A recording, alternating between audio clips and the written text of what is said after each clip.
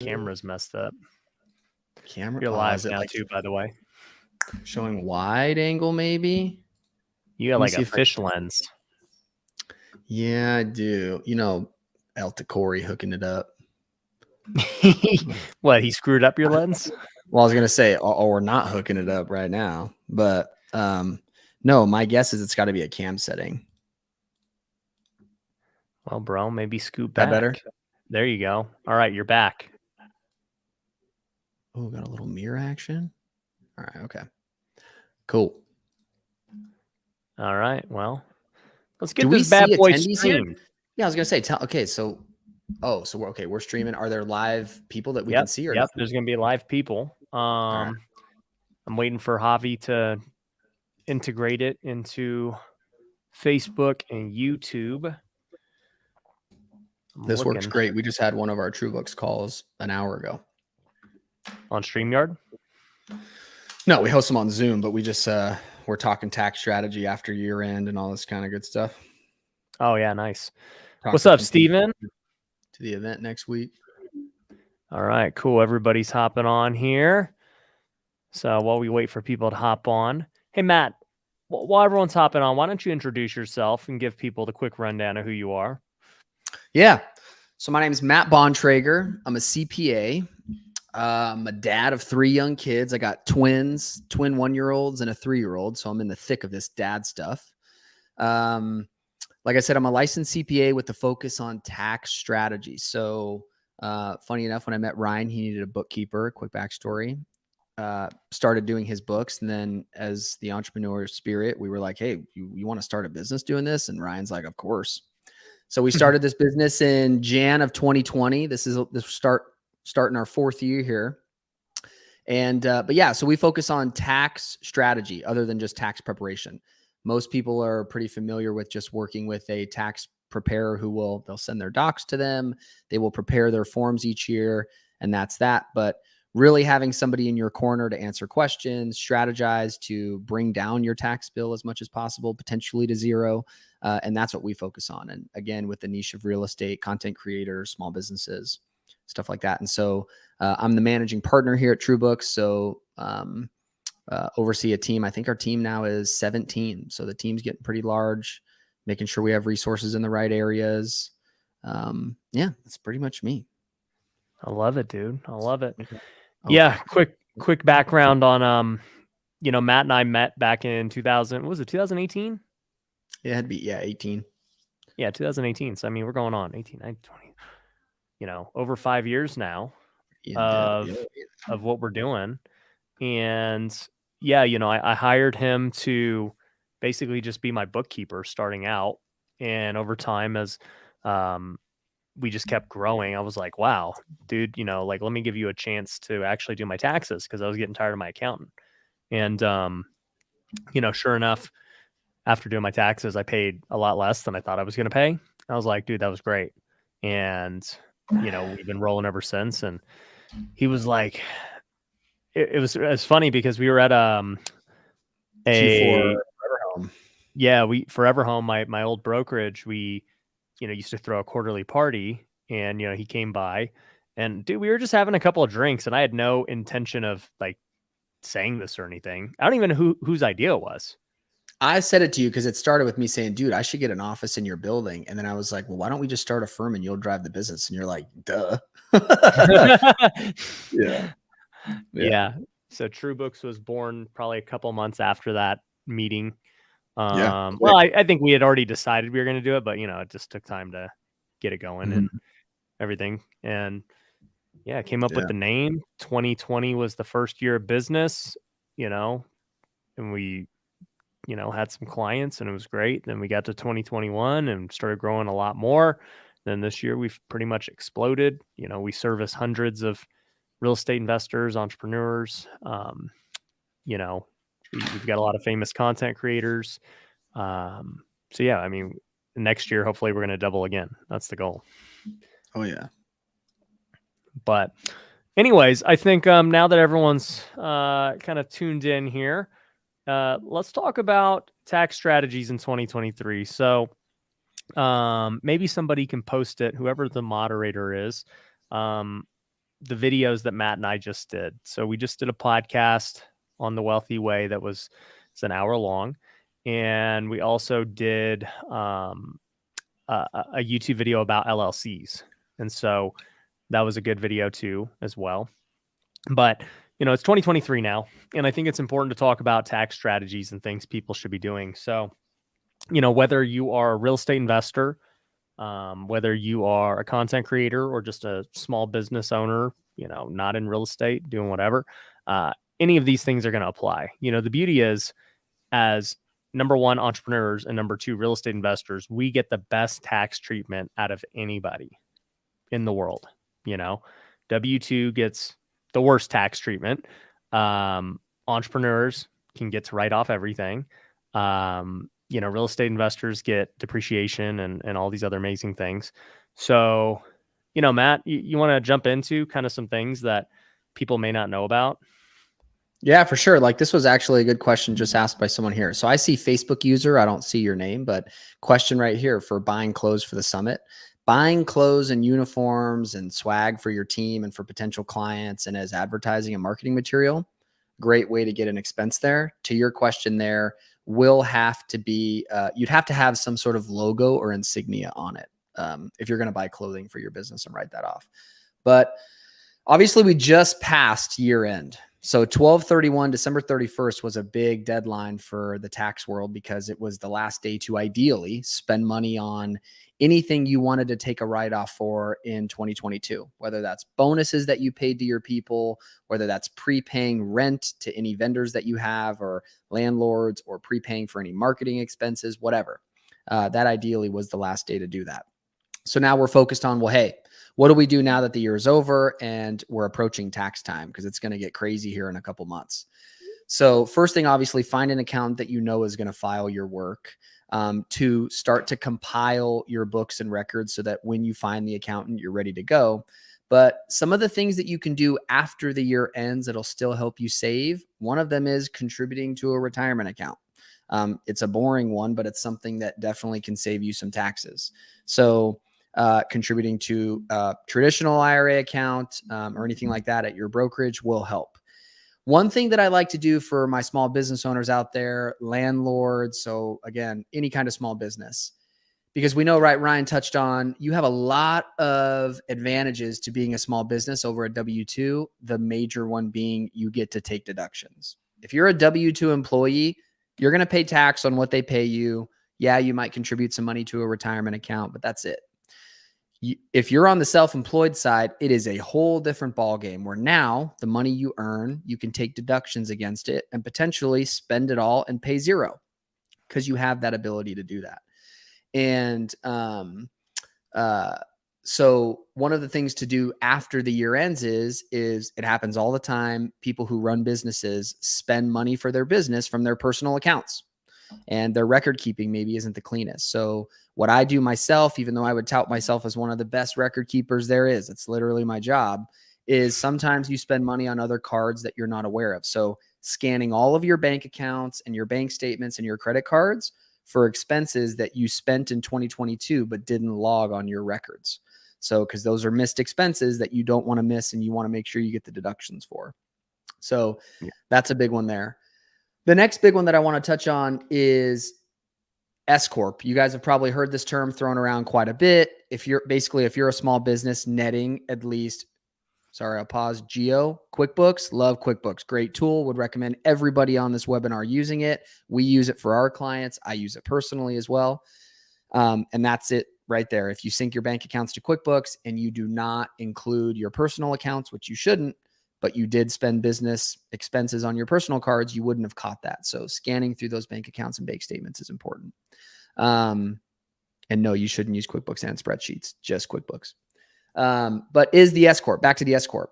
If you're a small business netting at least $50,000, it is very much likely that you should be an S-Corporation now.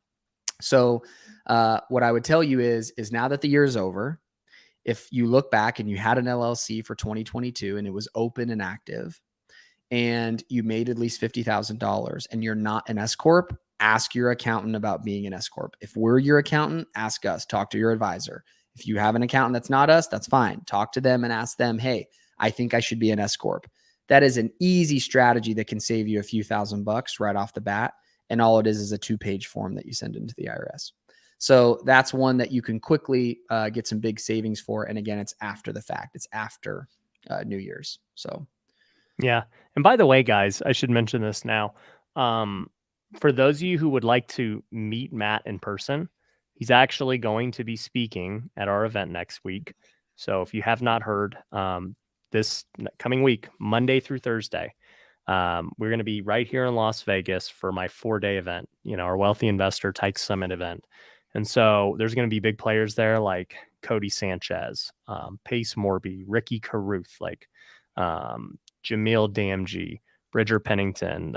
There's a whole bunch of people and a lot of people in the crypto Web3 space. Matt will be speaking on stage. We're going to be doing breakout rooms with tax and all these things.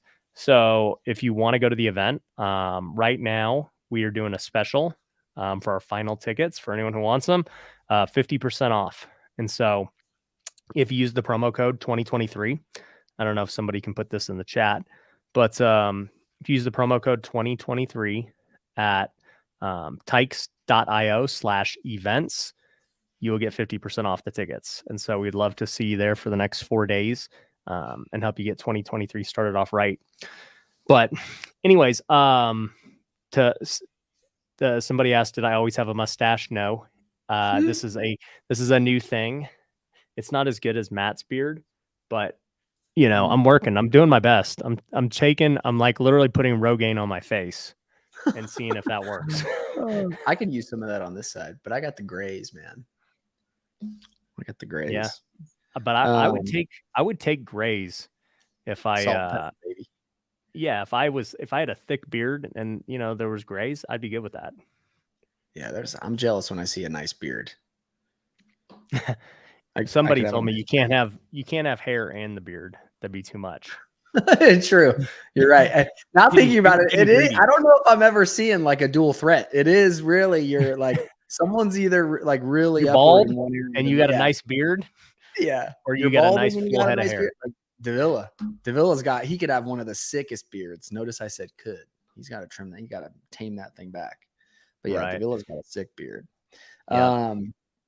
All right, I'm scanning this chat here because these are some good questions. So like right here, Chris, tips on writing off some of the vacation. As a business owner, vacation's one of the best.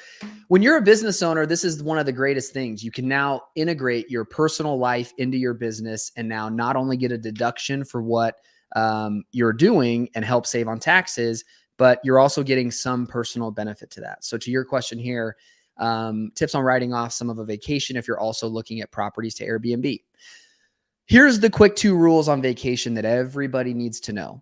Vacation is broken down in 2 components. You have to pay to transport yourself there, so the transportation on the vacation, and then the actual days and the money that you spend while you're there. The transportation costs are deductible if you're spending 51% of your days doing business activity.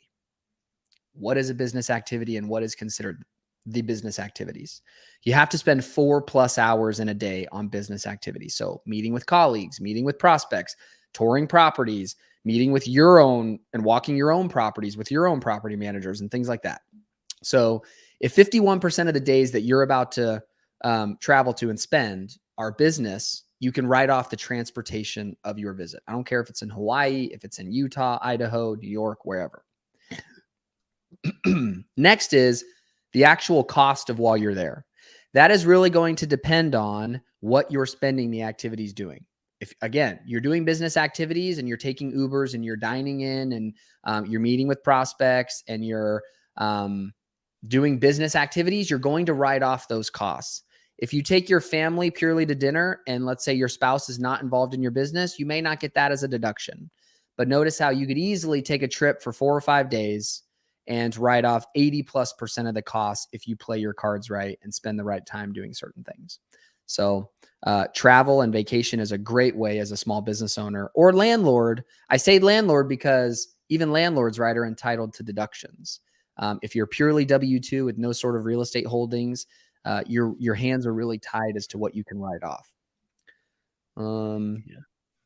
Let's talk about some random write-offs, Matt, because a lot of people don't kind of aren't aware of like the things that can be written off, right? So somebody was saying, you know, if you go with the business partner, technically would it all be a right, or would it all be written off? Like let's just talk about the event, all right? Because the event's an interesting thing. Okay. Yeah. If you're an entrepreneur, okay, somebody buys a ticket to the event. Matt, is it a write-off? Yes. Okay. So the ticket cost of the event is a write-off because it's towards your education and everything you're going to learn for your business, right? For sure. Yep. Is all of their travel a write-off to come attend the event? If they, let's say, come to the event, stay the weekend, yes, because more days were spent doing business activities than personal. If they were out in Vegas for 20 days and only went to Tykes, right, and Wealthy Investor for 4 days, potentially no. But if you're out here and you're spending time at the conference, and let's say you stay the weekend and party it up, the entire transportation cost is deductible. So yes. Yep. So for everyone coming specifically for the event, all of your airfare, everything. Okay. So what about their hotel? Hotel would be considered, yes, a deductible expense as well. So hotel's because a write-off. you're spending, yep, hotel's the write-off. What about all your food and meals? Meals that you have at night, again, with potential attendees, or not, they wouldn't be potential attendees, but potential colleagues or attendees at the conference. Yes. Again, if you're discussing business, which I would assume everybody here is going to do. If you haven't been to one of these events, they get pretty crazy. They're fun. You'll meet a lot of good people. Yep. Networking there's off the chain. Yeah. The networking every night is always my favorite. Yep. Sure. Somebody asked Uber. Uber's definitely a write-off as well. Easy one. You know, going to and from the event. So it's like Airbnb is the same thing as a hotel. Your room and board, it's all a write-off. So basically what I'm saying is, you know, when you look at an event, okay, you're going to look at the event in multiple ways, right? You're going to say, okay, well, the event is a, you know, investment into my education, into our business. And, you know, hopefully I'm going to learn some things. I'm going to network with people, and I'm going to make some great relationships and all this stuff. And let's just say, you know, you get a good ticket and you spend some money on airfare and all, you know, you spend $5,000 to come to this event, right? You would look at that and you'd say, from a business perspective, do I think that I'm going to make more than $5,000 from everything that I've learned at this event, from the relationships I make and everything? Absolutely. I mean, it's not hard to go to an event like this and make more than $5,000 from just one relationship or one thing you learn from one of the speakers. Like, that's easy. But it even gets better than that too, because now if you're talking about tax write-offs, if you're a guy like me and you're in the 40% tax bracket, right? $5,000 that I would have normally had as income, you know, I would have had to pay $2,000 in tax, right? And so when I actually look at buying an event or something like this, it's really like $3,000, because if I don't spend that $5,000, I would have had to pay $2,000 anyway. So, you know, you got to start looking at after tax costs, baby.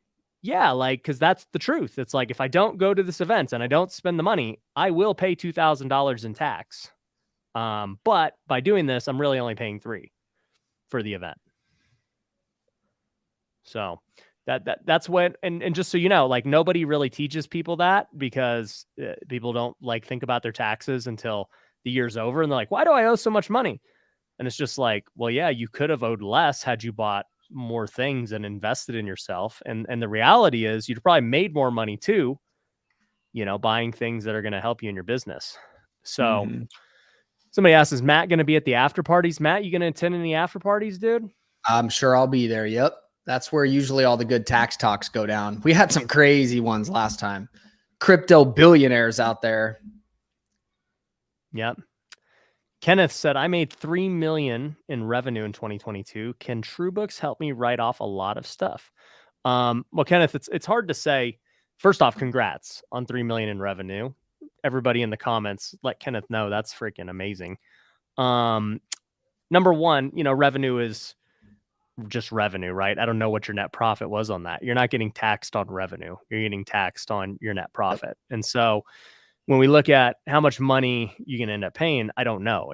We don't know your expenses yet. But what we can do at TrueBooks is just talk about like we just said with this event.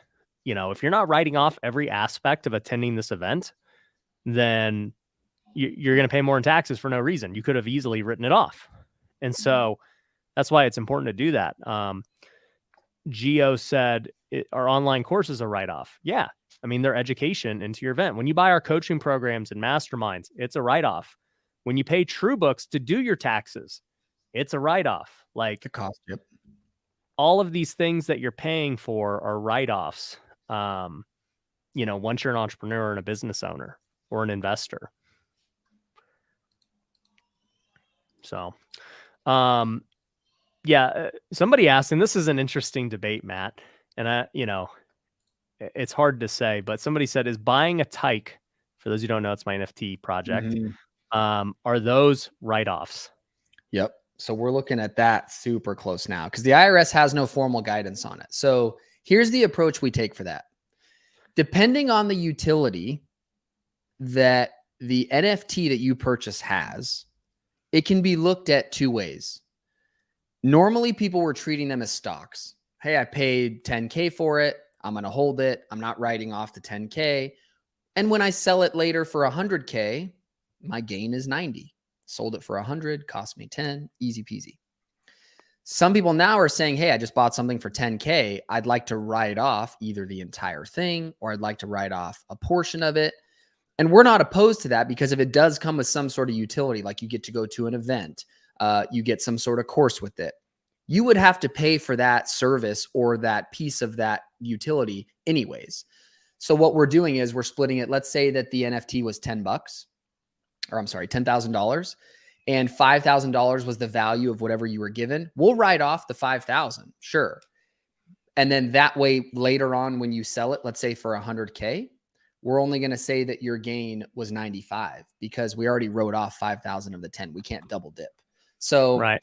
It is a hot debate now. IRS guidance is going to have to come out to really give people the direction on it. My guess is it'll be somewhat of that approach because again, if they're coming with these sort of utilities with them, it's not just the asset that you're buying. You should be able to write off that portion because you're utilizing it now. The reason you can't write off a stock is because you still own it years and years and years down the road. If you buy a Tyke for 10K and let's say you get the Tyke and get to go to one event. Well, part of the 10K you just paid was for that event. So what can we value that event at? And that's where some people make it crazy. They may pay $100,000 for an NFT and get to go to one event and say all 100,000. Well, we can't say all because then you would basically say the Tyke is, or not the Tyke, but the NFT is worth zero. So it's always an allocation there, but that's one that we're watching close because that's obviously a new game-changing tax topic. I'm going to the event. So for all of you guys, we've been asked this a lot in the Tykes Discord. For those of you who don't know about Tykes, we minted in August. Minted meaning we went live like August 30th, and everybody bought them pre-sale. There was 5,000 of them. They pre-sold for $500, and even despite all of the crypto drama and everything happening with FTX and all these things, Tykes have consistently traded around $3,000 since then. So they've been amazing. Super proud of what we've been able to accomplish. And so this event coming up next week is actually, our first event as a joint venture with Tykes and Wealthy Investor. And we're going to be talking about Web3 and crypto and, kind of the tech that's going to change real estate. And my perception with Tykes has always been that, yes, it's an NFT, and I've never told people that, hey, this is an asset that you're, gonna invest into, and it's gonna have value, and you can I don't market it like that because I'm not saying it's a security or anything. All I say is, look, this is what happens when you buy a Tyke. You can come to our trainings, you get to be in the group, you get to learn, you get to network. You get to, come to the event. You get to do all of these amazing things, basically the utility Matt's talking about, and you can quantify the utility. It's like, yeah, this event costs more than $500. And so for those who paid $500 for a Tyke, it's like, it's very easy to say, yeah, I mean, I got this was my ticket to the event, essentially. This is my ticket to the mastermind. And yeah, I happen to still have the ticket. So if you ever did sell your Tyke, and you wrote off, let's just say you bought, $5,000 worth of Tykes and you wrote off $4,000 of it, right, towards your utility. If you ever did sell it, you'd have to reclaim, that write-off. That's essentially what would happen. Exactly. You just won't, right? Because when you buy and sell a stock, you say, well, wait, the stock cost me something. If you write off the entire NFT later on when you sell it, you just don't get to write off again the cost or deduct it from your gain. So, which again, I could see though, because if you're a business owner and you spend a good amount of money for an NFT, you want some sort of deduction for sure. So, and that's where like you have a good question down here. So I'm going to the event. I'm not a business owner yet. Can I write the event off if I start a business next month after the event? Yeah, you can. So even if you have a cost this year, and just like you said, in a couple months, you're going to kick off your business, those are just considered startup costs though, which they're still deductible. So you definitely can take some of that as an expense. So, and that's a great question there, because it's like, don't throw away your receipts and records for things that you're spending money on now to help produce revenue later. If you're going to start a business here in the next 30, 60, 90 days, and maybe this event is what's going to kick you off, great. Save those records. Make sure that you're getting those deductions, you know? Which I mean, that's actually that's a good topic there. That's probably the best way to kick off a business, is to go to an event, get a gang of contacts, talk to everybody else in your industry, see what's working. I probably don't know of a faster pathway other than just paying to be a part of a mastermind, which basically you're getting going there. Right. I'm changing our description in here because a lot of people don't know that, you know, Truebooks, the website. So it's truebookscpa.com. So I was just updating the description here. I don't know if it's going to change on YouTube. Whoops. Okay. So yeah, I think these are all really good questions, by the way. But yeah, if you're trying to start a business, look, here's the deal. I don't go into anything anymore without just like already getting a blueprint from somebody else who's crushed it. Like, that's the truth. So, you know, it's just like you have to go out and crush it. Or you have to get around people who are crushing it.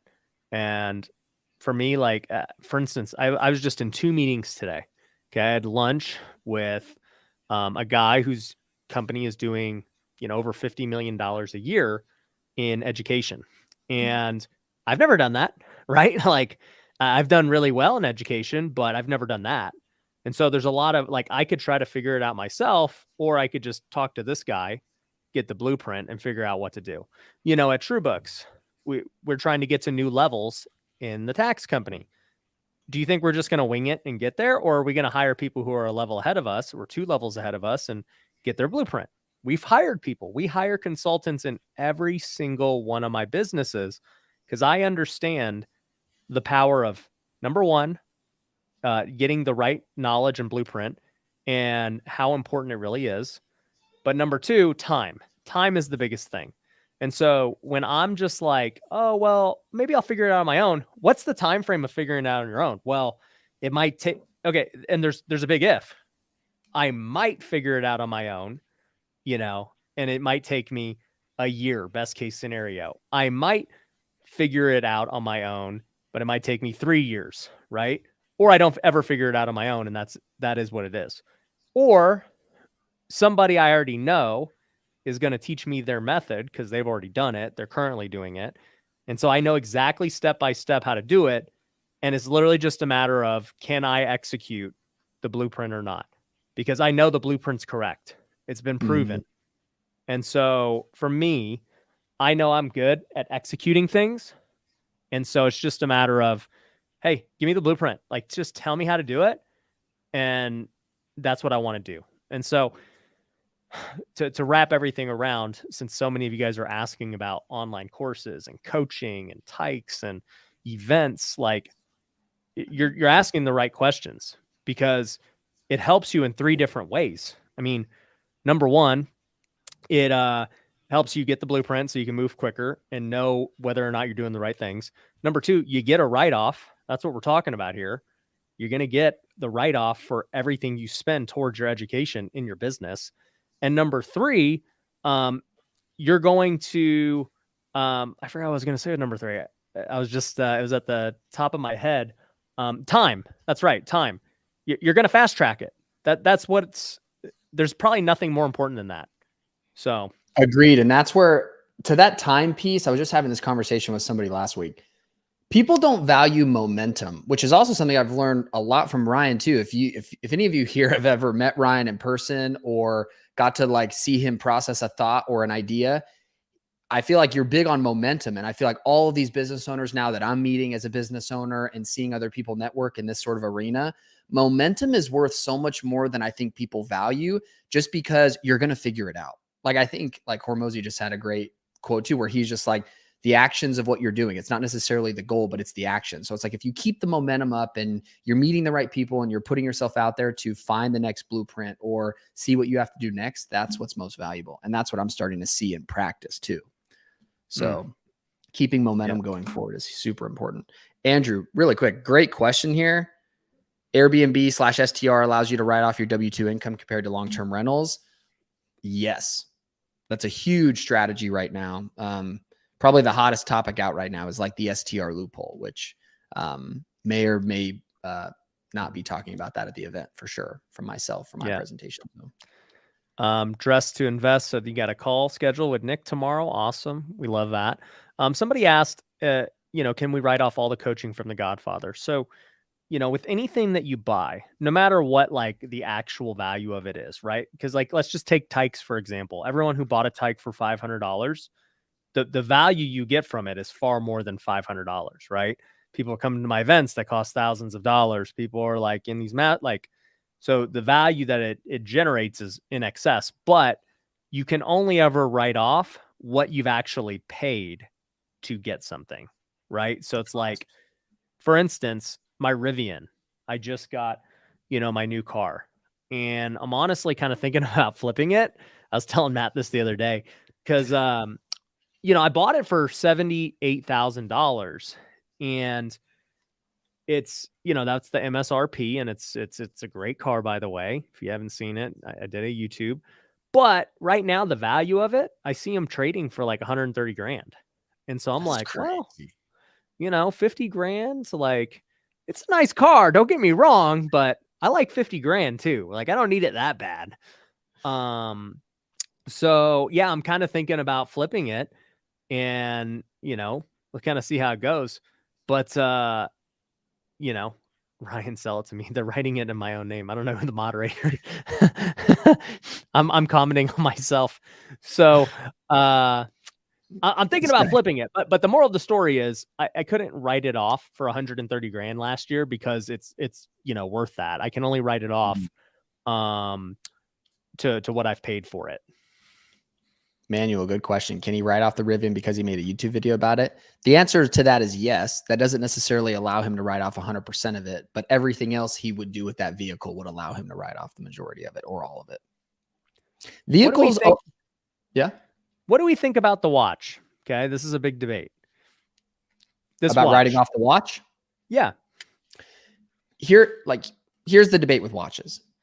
If you're going to wear the watch to business meetings, in your own marketing material, like on a YouTube live where we're talking about my businesses, on a webinar like that, exactly, stuff like this, and you're going to post it in YouTube and make a YouTube video about it, and it's going to be an integral part of your business.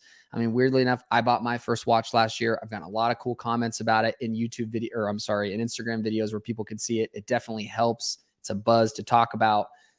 So yes, you can write off a portion of your watches. Everything that you buy that's personal and business is simply going to come down to, how much do I use this in my business? I just used the example the other day of Ryan, your dad's Tahoe. I was like, it's got Ryan's face on the back of that thing. He's driving it around to the different projects. We are going to take 100% of that vehicle as an expense. Why? They have other cars to drive for personal needs. That is one of the big tests right there. Because how could you say something is 100% business if it's your only car? So the fact that there's other cars and that it's used within work purpose like that, it's wrapped with work insignia and stuff like that, we are going to write that off 100%. Does his dad maybe stop and get groceries in it or pick up the kids one day? Yeah, but I'm not going to say that it's only 99% used for business at that point, because we clearly have other means of using vehicles. So that's where with vehicles, and watches and travel and things like that, it really comes down to, well, hey, what's the allocation here? But 100% on watches, for sure you can. Yeah, there's justifiable expense there. Really, anything in pursuit. This is how YouTube and this whole, even Web3 and crypto has changed the game, is because Before, if you went to a CPA, it was something as simple as, hey, if you make lemonade, did you spend money on jars, lemons, ice, stands, signs, like stuff that directly produces lemonade? But now in this day and age of like, whoa, if I want to drive clients to my business, I not only need all of this camera equipment, which doesn't help me do taxes, and I buy this watch for, let's say, attention because it helps drive leads to my business. All of these dollars that I'm spending, while it's great to have these assets and enjoy them personally as well, they help drive business to my business. They help drive revenue. And if you're spending money in pursuit to drive revenue, it's likely an expense. So again, for anything expense-wise, it has to be two things: ordinary and necessary. Necessary to produce income, which we can see it obviously does, and ordinary that someone else in that business would otherwise spend money on it too. So yeah, the watch debate, for sure. Everything you see here in this video, right off behind me, right off. Yeah. The Pineda, Pineda mugs, whatever you call these, the tumblers, the hydros, or oh yeah, right off. They're all right offs. And by the way, if you guys are enjoying these Wealthy Wednesdays, leave something in the chat. Show Matt some love for coming on today. Because like I said, in the Instagram and everything else, I really want to give back more in 2023. That's one of my missions, is to do more lives, more trainings, more webinars and things for the community, and really build up this wealthy community across all things, right? Like last time we talked about real estate. Today we're talking about taxes. I'm sure next week we're going to talk about content creation. We're going to cover a lot of different topics that I know are relevant to, people in our community. And so, I just want to, get the best people I can on here. And it's not always going to be me. Like either way, we're going to have people on every Wednesday to kind of give you guys this value. But I shouldn't say every Wednesday, because next Wednesday will be the only time we aren't on, because we have the big event. And so that's everybody, when all of you should be here live. We should see everybody. Yeah, here live. Actually, Wealthy Wednesday is going to be live for like 24 hours straight. Do a breakout room in Vegas. Yeah. So you guys got to be there for that. But yeah, other than that, normal weeks, we'll be rolling. And so for those of you interested, you can go to wealthyinvestor.com/event and use promo code 2023 to get 50% off your ticket. So if you're not at the event yet, I don't know what you're doing. It's going to be sick. But are you guys going to CES? That's a tax write-off. Yeah. Like I said, any event that we attend that's business related is a tax write-off.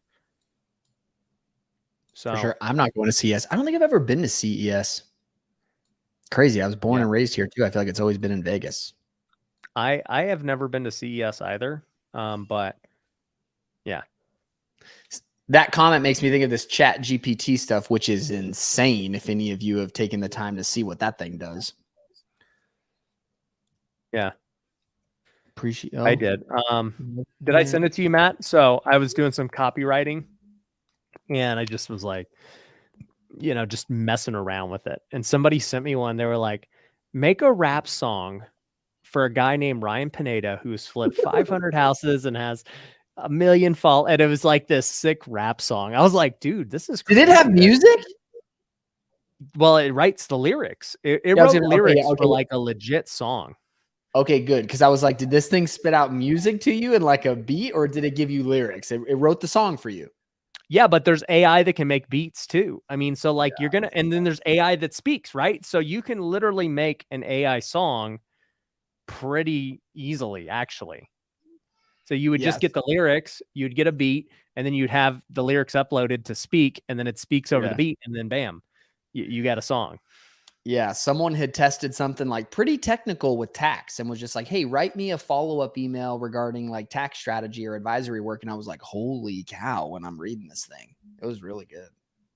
Yeah. Really general, but I was like, man, this is just, I don't really. No, you know what Chat GPT is good for? And I actually have already started using it, is good for just giving you like a foundation, Yeah, exactly. Like a baseline, like writer's block. You have something to work from.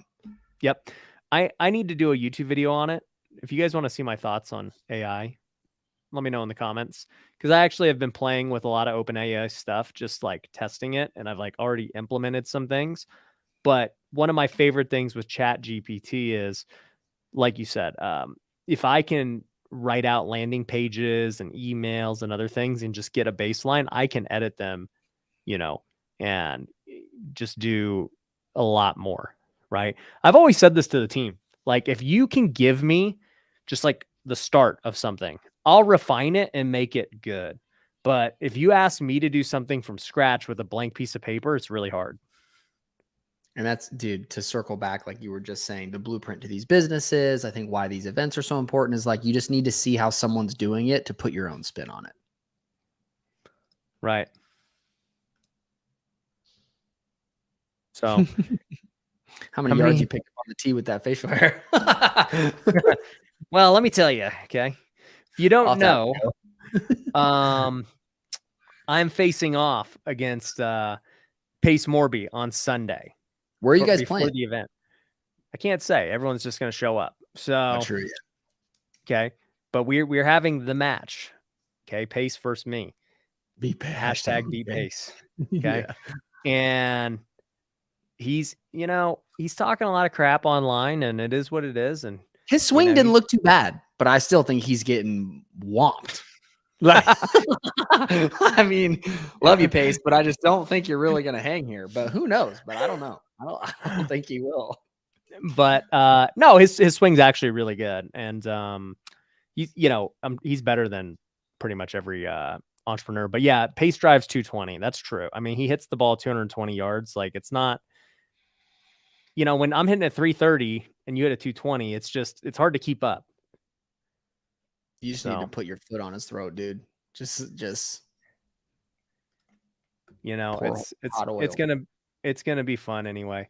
But it's gonna be for charity. We're gonna Pace is gonna donate a lot of money to charity. And did you see this last year? By the way, charities are a write-off. For those who don't know, anytime you donate, it's a write-off. Charitable deductions, baby. Yep. But as far as how much facial hair has helped my game, a lot. Like I think that I come out more rugged. People are more intimidated now. Before, they weren't as intimidated. They thought I was very non-threatening, and now it's a lot different. But it's a little bit meaner. Yeah, people are asking, what's the ball speed? The ball speed's about 180 off the driver, and what did somebody else ask? The handicap right now is pretty much scratch. It's 0.5. So, but I'm still very inconsistent. I mean, I'll go shoot in the 80s, all the time, but then I'll go throw up a 72. So it really depends. I've seen Ryan's game in person. Pace is getting mopped. Oh man, that's funny. Yeah, no, golf's fun. Hey, Matt, here's one. Is golf a write-off? This one, all the accounts always get mad at me. I know, and here's why. Is because technically by code, club memberships and entertainment is not deductible. So the reason we take this approach with Ryan is because, again, he's turned this typical Pineda fashion, turned it into a business. So right, if he's now going to sell golf basically as which we always look back, we all talk about this internally, it was a great idea, because it is. You couldn't spend more, I'd say, intimate business time, like with that much time for that much time block with somebody.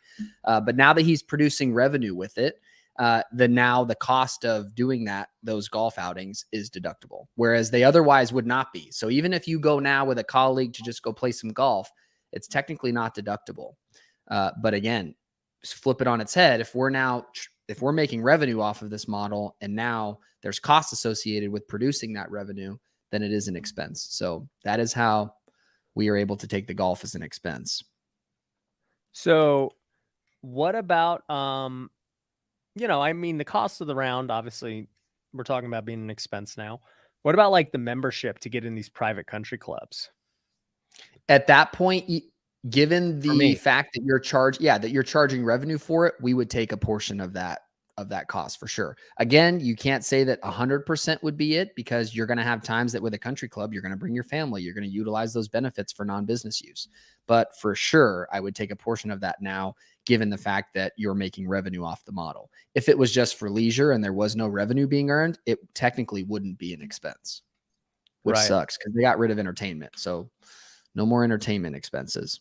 But meals, although meals now is not 100% now, people, which that was a big hit. That was I hope you ran it up in 2022 and had a lot of good dinners. What somebody just said, they vouched that the golf with Ryan's a good investment. Here's the funny thing about golf with Ryan. So Matt was talking about this being like a funny idea. And by the way, like on this live stream, I can't see who the Facebook users are. So in the Facebook comments, I wish, I know who you were. Yeah, just Facebook user. I remember. Oh, that's weird. Actually, one of them is showing Justin. Yeah, I don't know why we can't see Facebook, but basically here's what happened. One day I joined the country club. This was a year and a half ago because I was building my house on the mountain, and Jay Martin. Yeah, Jay's the man. Okay. So I was building my house on the mountain, and I was like, well, I'm probably going to start golfing, to do this. And so I might as well just get a golf membership since I'm going to be living here. So I bought a golf membership, and I'm glad I bought the golf membership when I did. I actually told Matty B to buy a membership here. Don't make me sick. Don't make me sick. Because I was super undervalued. Your boy always knows value. And so I was like, dude, this country club's way too nice for being $7,500. That was the buy-in. And then my monthly was $600. I was like, I'm buying it. Whatever. They were like, do you want to see a tour? I'm like, no, just sign me up. And I told Matt, I was like, Matt, you should buy it, dude. Like, you live in this area. You're not living in the community, but you're right next to the area. This is going to be sweet. He's like, nah. I'm like, all right, whatever. And sure enough, about 6 months later, they raised it to like the 40 grand or something. Yeah. It's either 30 or 40 grand now.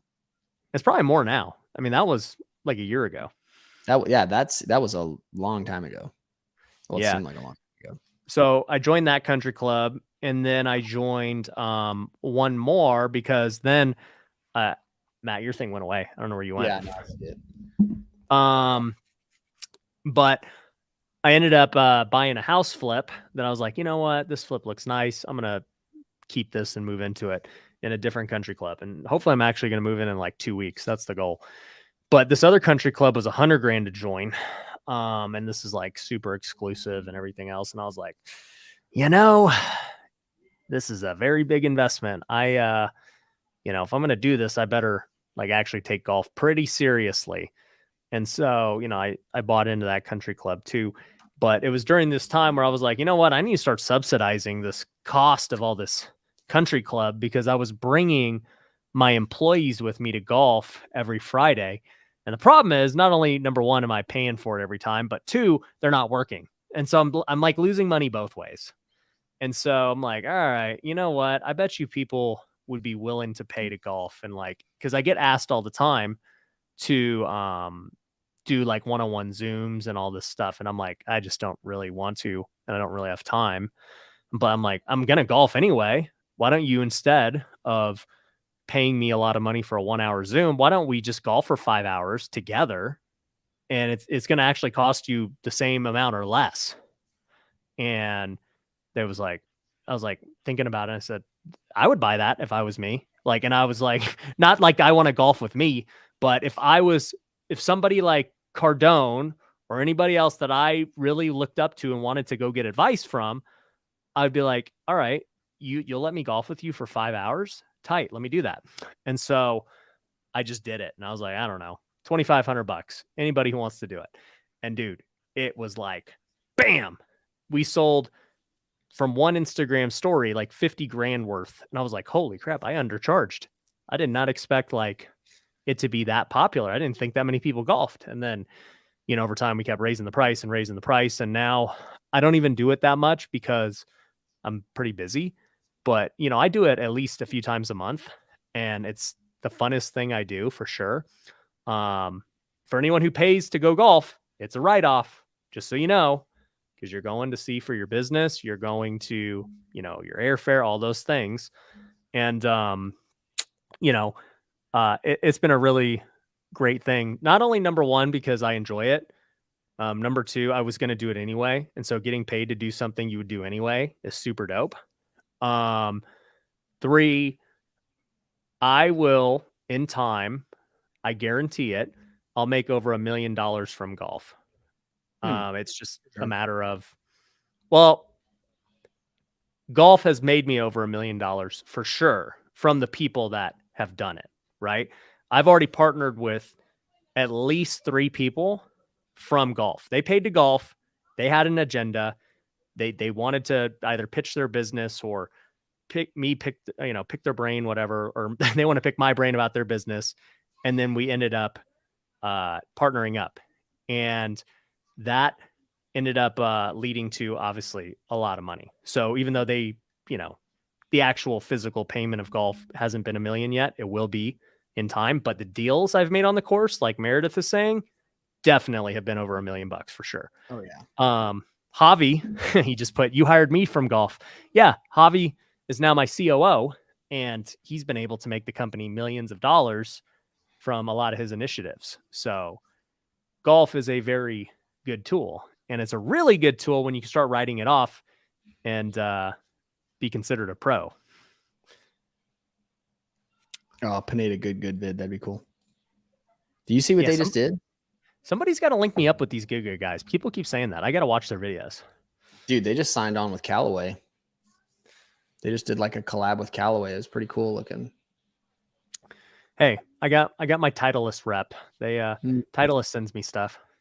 There you go. That's a good, not a bad brand to have. I actually get a lot of free golf stuff, just like randomly sent to the office. I was golfing with one of my pro buddies.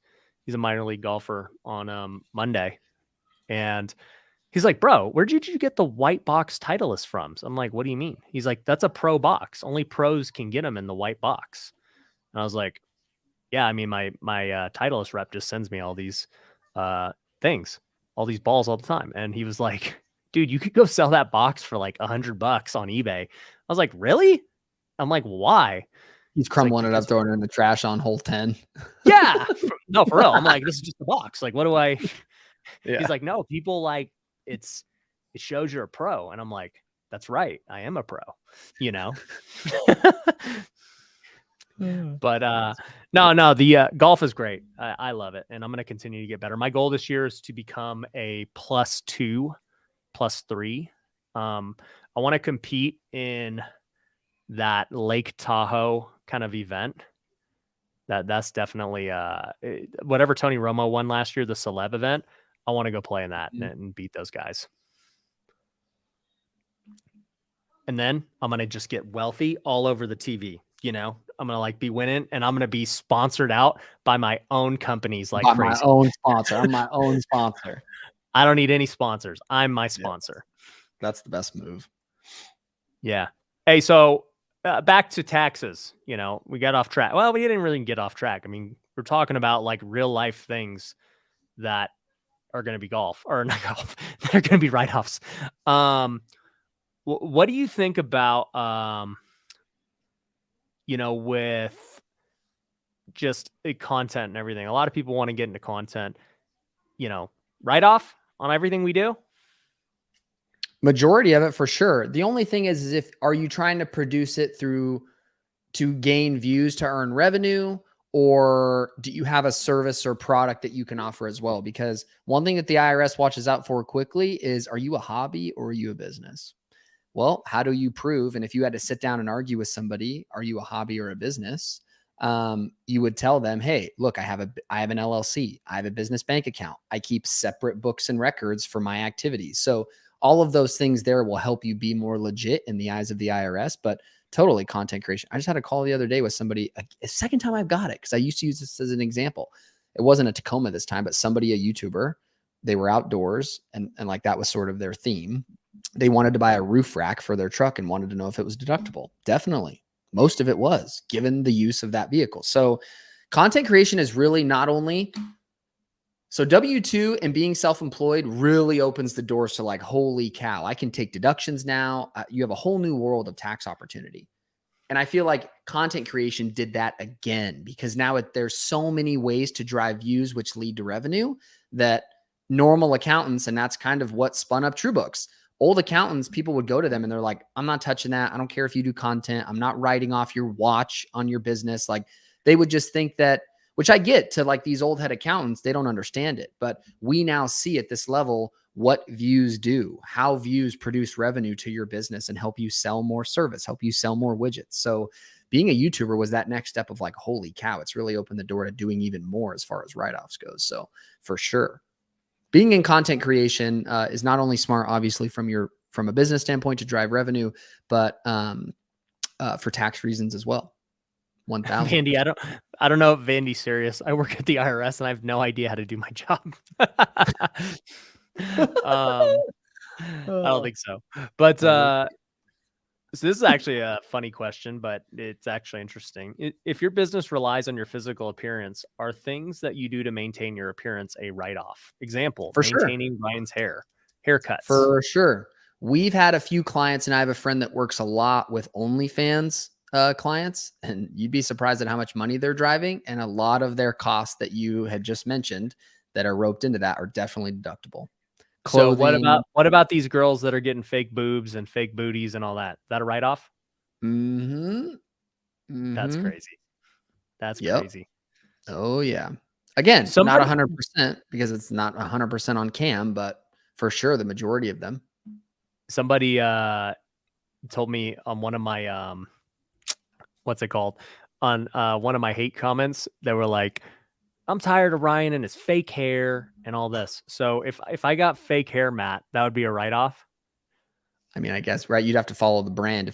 If you somehow lose that tomorrow and you got to pay for something that glues on, we would take it. What if, I wanted to be like my guy Liver King and get juiced up and get a lot of stuff. The roids. Oh yeah, for sure though. But again, if that's towards the image of what you're portraying online, again, it would be a percentage of it. You're not going to write off the entire thing, but for sure, some of it. That's where like it's literally, it could be anything. That's why more of the question is when people ask, hey, what can I write off? That assumes that you're looking to spend money, which is also fine. That's fair. But when people ask me that, the first thing that I tell them is, well, hey, focus on 2023. So write off roids. If Ryan all of a sudden gets jacked.